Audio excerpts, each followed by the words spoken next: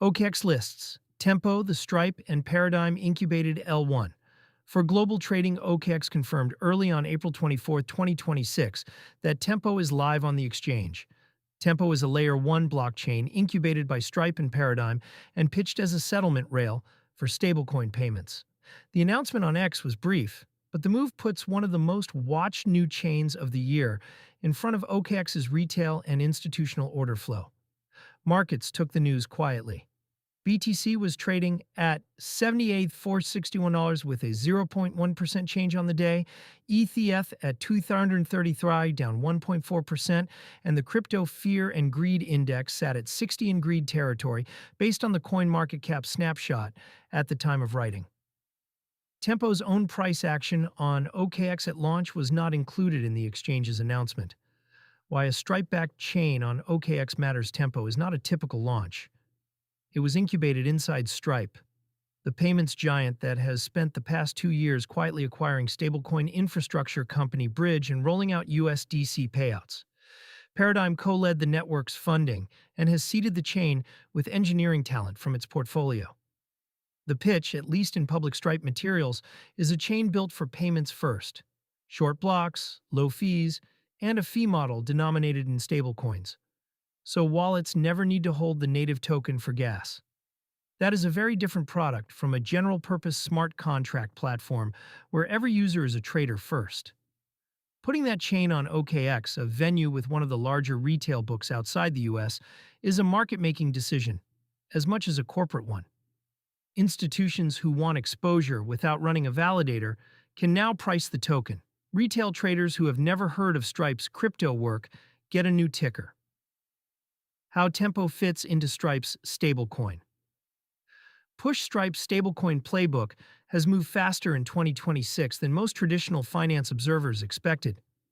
DoorDash is preparing stablecoin payouts for drivers and merchants via Tempo, the largest known production workload lined up for the chain. Stripe has also been testing USDC settlement for parts of its own merchant acquiring flow. An OKX listing does not unlock any of that payments functionality directly. What it does is give the token a liquid secondary market, which matters for 3 reasons. Validators earning native token rewards now have somewhere to sell, market makers can hedge their inventory, and ecosystem grants paid in the token have a measurable dollar value. The counter-argument is that a chain built for payments does not need a speculative token market to work. Stablecoins are the unit of account. A volatile native token can even be a liability if businesses fear that the chain's economics depend on speculative demand. OKX's listing gives the token price discovery, but it also exposes Tempo to every macro swing and liquidation cascade that rolls through crypto. Listing risks and open questions. A few questions are still unanswered. OKX's post did not disclose which pairs are open, what the circulating supply at listing is, or whether there is a lockup schedule for insiders and early backers. Those details usually appear in the exchange's dedicated announcement page rather than the marketing tweet, and traders will want to read them before taking a position. Tempo's validator set at launch is small by design. A new chain with concentrated validators and a freshly listed token is a setup that has produced sharp price moves and, in some cases, liquidity gaps on day one. OKX has deep books, but the first week of any new L1 listing tends to be thin relative to majors. Regulatory status is the other unknown. A payments chain backed by Stripe and sold to U.S. enterprises will draw more scrutiny than a typical token listing. OKX is not available to U.S. retail, so the exchange itself can list the token freely.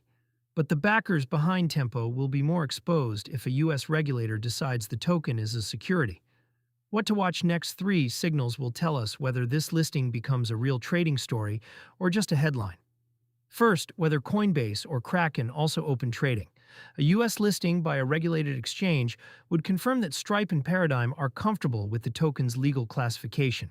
Second, whether DoorDash's payout flow actually starts processing real transactions on Tempo in the coming weeks. Paper integrations and live integrations are different animals.